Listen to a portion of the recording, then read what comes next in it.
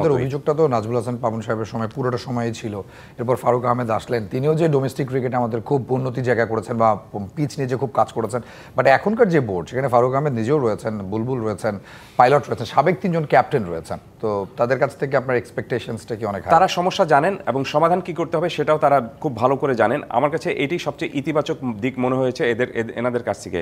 তারা যদি এই সমস্যার সমাধান করতে না পারেন, আর আপনি যেটি বলছিলেন যে ফারুক ভাইকে আপনি দেখেছেন বা বুলবুল ভাইকে দেখেছেন, তারা দে গট ভেরি কম সময় তারা পেয়েছেন। ফারুক ভাই 7 মাসের মতো সময় পেয়েছিলেন এবং 7 মাসের মধ্যে তাকে বিপিএল নিয়ে 2 মাস কিন্তু কাটিয়ে দিতে হয়েছে সেই জটিলতা নিয়ে এবং তার সঙ্গে যাদের সঙ্গে তিনি কাজ করছিলেন তারা ছিল তার শত্রু ভাবাপন্ন লোকজন। সো নিজ বোর্ডের মধ্যে একটা প্রতিপক্ষকে নিয়ে তাকে কাজ করতে হয়েছিল। সো সেই টার্মটাও আমি হিসেবের মধ্যে রাখবো না তাদের সাফল্য ব্যর্থতার জন্য। ইভেন বুলবুল ভাই মাত্র 3 থেকে 4 মাসের মতো কাজ করেছেন।